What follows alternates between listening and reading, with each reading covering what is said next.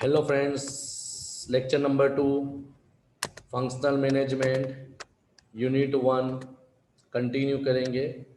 ये लेक्चर मैं छोटा ही लूँगा क्योंकि इसके अंदर हमको सिर्फ दो ही क्वेश्चन पढ़ने हैं। फीचर्स ऑफ मैनेजमेंट एंड दूसरा क्वेश्चन है हमारा नेचर ऑफ मैनेजमेंट। और फीचर्स क्या है तो ऑलरेडी कैरेक्टरिस्टिक्स भी बोले जाते हैं, लक्षण बोले जाते हैं। अब बेसिकली જેને વ્યાખ્યા આવે ને, એક કહાવત છે, જેને વ્યાખ્યા આવે ને એને લક્ષણ યાદ કરવાની જરૂરત નથી કે જે વ્યાખ્યા હોય ને એ જેના લક્ષણ હોય। ક્લિયર? तो what are the features of management, management के लक्षण क्या है? तो number 1, organised activity. Organised activity का मतलब क्या होता है कि जो कार्य तुम करने वाले हो पहले से नक्की किए होने चाहिए, सेटअप होना चाहिए थी यार। तो management is a process of organize activity. In the organization the people are working for common objective. सीधी बात है ना, बिजनेस में सब लोग एक ही मकसद के लिए आते हैं, profit maximisation. So it is necessary to organise their activity. इसके लिए ज़रूरी है कि भाई पहले से सबके कार्य को नक्की करके रखा जाए। This is done by management, और ये जो काम करता है वो मैनेजमेंट वाले करते हैं। The organized activity can be in the form of well structured organization, यानी तुम्हारा जो माड़कू है वो पहले से सही तरीके से क्लियर होना चाहिए। क्लियर? क्योंकि ऑर्गेनाइजिंग में तो आता है कि भाई किसको क्या काम देना है, कितना काम देना है, कौन कौन सी अथॉरिटी देनी है, किसको कितनी जिम्मेदारी देनी है, किसको कितनी जवाबदारी देनी है, ये सब चीज़ ऑर्गेनाइज में आता है। To achieve common objective it is necessary to coordinate the effort of people. अब कॉमन है, ऑर्गेनाइज में डिसीजन तो लेना है, मगर ये भी जरूरी है कि सबका सहकार बना रहे। This is done by management process. तो पहला लक्षण होता है organised activity.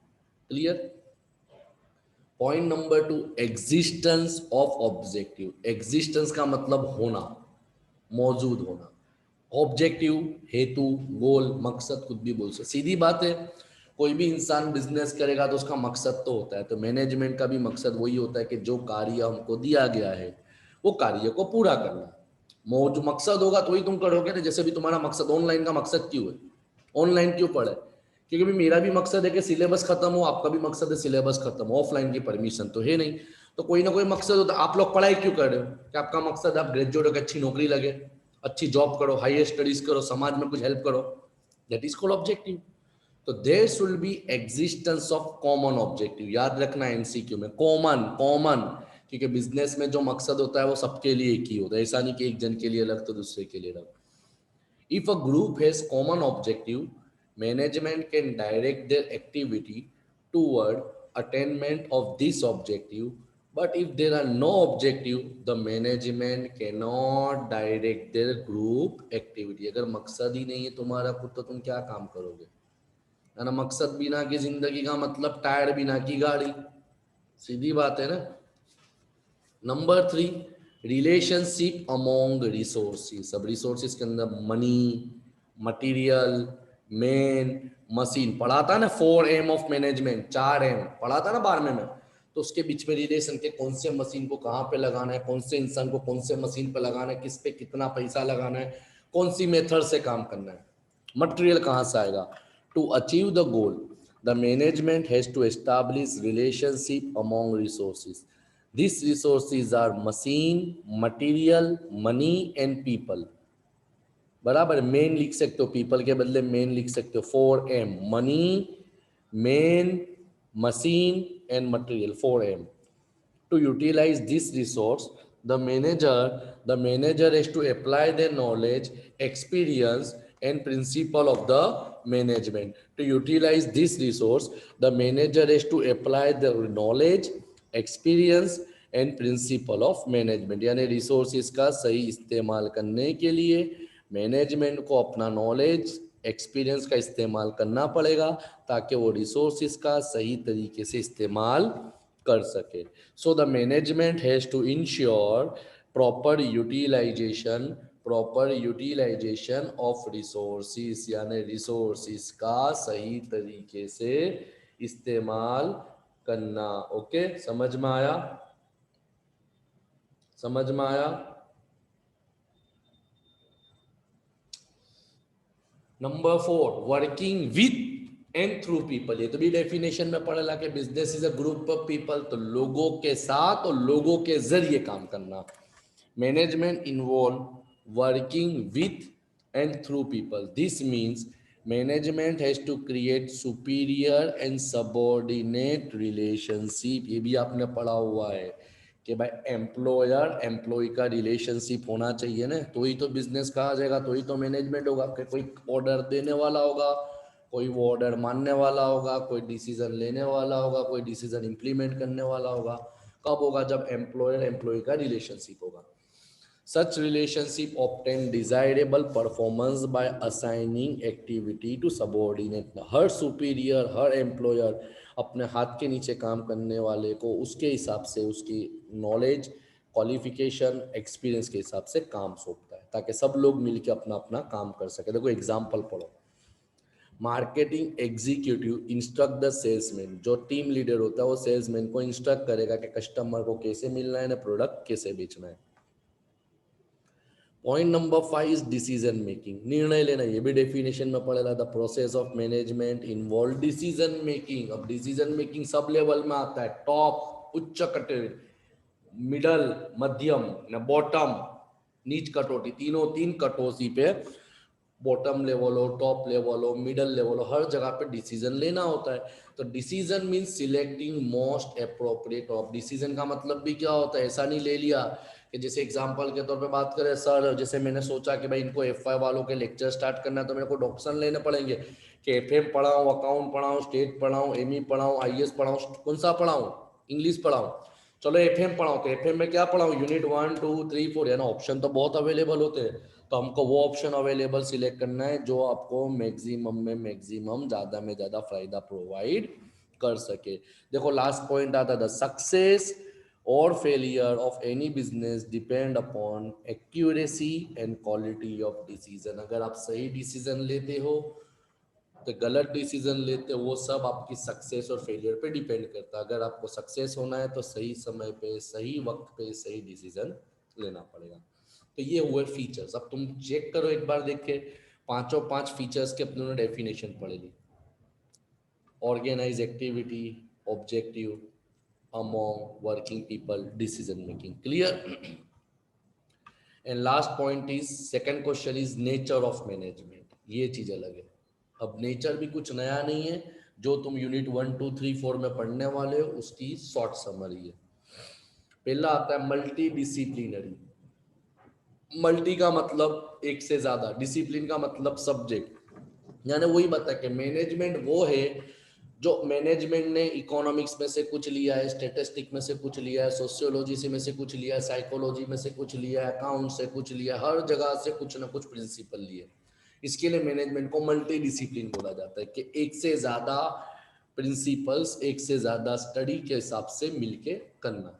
Even though management is a separate discipline, तुमको मालूम है कि मैनेजमेंट खुद एक सब्जेक्ट है, but it use many discipline such as psychology. देखना पड़ेगा ना, क्यों?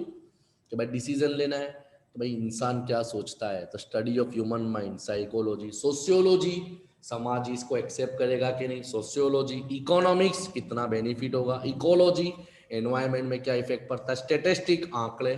Operation research and so on. तो मल्टी डिसिप्लिनरी का मतलब यही होता है कि मैनेजमेंट ने अपने सिद्धांत अलग अलग डिसिप्लिन से लिए हैं। Management draw and use the knowledge and concept of management from different disciplines such as psychology, sociology, anthropology, ecology, statistic and so on. तो पहला ही पॉइंट हो गया कि मैनेजमेंट को मल्टी डिसिप्लिनरी भी बोल सकते हैं। Point number 2, dynamic nature of principle. ये भी हमने डेफिनेशन में पढ़ेला पीपल के अंदर, ग्रुप ऑफ प्रोसेस के अंदर के। Dynamic means flexible. मैनेजमेंट के जो प्रिंसिपल है वो फ्लेक्सिबल है। फ्लेक्सिबल मीन्स जैसा समय चेंज होता है, सिचुएशन चेंज होती है, उसके मुताबिक हमको चेंज करना पड़ेगा।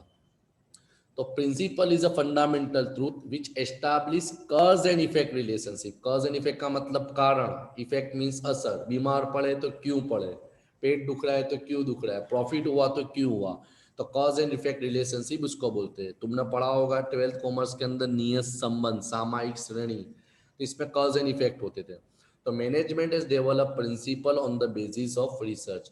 The principle are flexible in nature, flexible means changeable, and this principle change with the change in the environment. ये भी अपने एसपीबी में पढ़ा हुआ है फर्स्ट सेम में कि जैसे जैसे वातावरण चेंज होगा, technological environment, economical environment, socio culture environment, political environment, तो तुमको उसके मुताबिक चेंजेस लाना पड़ेगा। तो मैनेजमेंट के प्रिंसिपल डायनामिक होते हैं, स्टैटिक फिक्स्ड नहीं होते। Clear. Number 3, relative not absolute. अभी एब्सोल्यूट का मतलब फिक्स, रिलेटिव का मतलब होता है रिस्पेक्ट के हिसाब से, रिलेशन के हिसाब से। The principle of management should be applied according to the need of the organization. आ गया ना कि जैसी जरूरत है वैसे प्रिंसिपल का, वैसे सिद्धांतों का, वैसे रूल्स का एप्लीकेशन करना। Each organization is different from organization in terms of time, place, culture and etc. हम सबको मालूम है कि हर बिजनेस अलग अलग है। अगर मेरे ही बिजनेस में F I S Y T Y की बात करो तो तीनों तीन का टाइमिंग अलग है, तीनों तीन को पढ़ाने की टेक्निक अलग है, मेथड अलग है, तरीका अलग है। तो कॉमन एक अपने एक प्रिंसिपल सब पे नहीं डाल सकते कि जो एग्जांपल मैं एफ आई को दे रहा हूँ मैं same S Y T Y में नहीं दे सकता। तो वही बताया कि रिलेटिव यानी जैसी सिचुएशन होगी, जैसी कंडीशन होगी, जैसा वातावरण होगा, उसके हिसाब से मेरे को प्रिंसिपल को अप्लाई करना है। तो देखो लिखा हुआ है, so the principle of management should be apply as per the prevailing condition of the organisation. Clear. Point number 4 nature में आता है मैनेजमेंट क्या साइंस है क्या आर्ट है। ये भी आप पढ़ोगे, ये डिटेल में पढ़ोगे, इसके बाद वाले लेक्चर में हम यही पढ़ेंगे। Management is a science and management is an art. ये हमेशा कंट्रोवर्सी रही कि मैनेजमेंट साइंस है कि आर्ट्स है, मगर generally management is both science and art, दोनों दो है। क्यों? क्योंकि आर्ट का मतलब होता है कोई चीज का स्पेशलाइज नॉलेज होना, साइंस का मतलब होता है वो चीज को अप्लाई करना। तो मैनेजमेंट के लिए नॉलेज होना भी जरूरी है, डिसीजन लेने के लिए आपको अप्लाई भी करना पड़ेगा। So management is considered as a both science and art. Management को तुम देखो लिखा हुआ है, science is concern with accumulation of knowledge and art is the application of knowledge. Science का मतलब होता है नॉलेज को गैदर करना, भेगी करना, नॉलेज लेना, स्टडी करना, और आर्ट का मतलब होता है उसको अप्लाई करना, लागू करना। तो to become successful manager a person have management knowledge of principle, यानी सक्सेसफुल कब होगा? जब तुम्हारे पास मैनेजमेंट के सिद्धांत का नॉलेज होगा और उसको कैसे इंप्लीमेंट करना है, लागू करना है, उसकी स्किल होगी। Clear. Point number 5 is management as a profession. अब याद रखना, management is not a pure profession. ये भी बारे में पढ़ा था, ये इमर्जिंग प्रोफेशन है ना, उभरता हुआ प्रोफेशन है। क्यों? क्योंकि प्रोफेशन के सब सिद्धांत इसके अंदर लागू नहीं पड़ते। तो देखो पहले प्रोफेशन देखते, ये भी तुम डिटेल में पढ़ोगे, इसके बाद वाला लेक्चर मेरा वही होगा, मैनेजमेंट आर्ट्स है, साइंस है कि प्रोफेशन है। तो आपको डिटेल में पढ़ोगे तो आपको मजा आएगी। ये सिर्फ शॉर्ट समरी है। A profession is an occupation which requires specialized knowledge, skill and training. Profession का मतलब है ये होता है ना, कोई चीज के अंदर तुम्हारा नॉलेज होना, जैसे सीए, डॉक्टर, एलएलबी, एलएलएम, ये सब स्पेशलाइज लोग होते हैं, teachers. The profession is certain feature. Similarly, management possess some feature of profession but not all. Clear. इसके लिए बताया कि मैनेजमेंट को तुम प्योर प्रोफेशन नहीं बोल सकते, इसको आप इमर्जिंग प्रोफेशन के नाम से बोल सकते हो। And point number 6 and last point of last this lecture is universality of management. यानी मैनेजमेंट इज यूनिवर्सल। यूनिवर्सल का मतलब पूरे विश्व पे इसके सिद्धांत कॉमन रहेंगे। There is a controversy about whether management is universal or not. तो it is believed that management is universal. Management वैश्विक तौर पे चलेगा। But याद रखना, some principle are not universally applicable. मगर कितने सिद्धांत ऐसे हैं जो हर देश में, पूरे विश्व में कॉमन नहीं रहेंगे। They are applied according to the need और सिचुएशन ऑफ द ऑर्गेनाइजेशन। यानी ये सिद्धांतों को समय के अनुसार, सिचुएशन के अनुसार, पोजीशन के अनुसार तुमको लागू करना है। Moreover management practice also differ from country to country. ये भी सीधी बात है कि हर कंट्री के अंदर मैनेजमेंट की डिसीजन लेने की टेक्निक, मैनेजमेंट का काम करने का तरीका, सबके सिद्धांत अलग अलग होते हैं। जैसे सिंपल है, अगर मेरी क्लास के अंदर मेरे बदले कोई और पढ़ाना आ जाएगा तो उसके सिद्धांत पढ़ाएगा सेम ही, मगर उसके सिद्धांत कुछ अलग हो गए। तो बराबर, ये तुम्हारा हुआ features of management and characteristic of management. यहाँ पे अपना लेक्चर नंबर 2 कंप्लीटली ओवर होता है।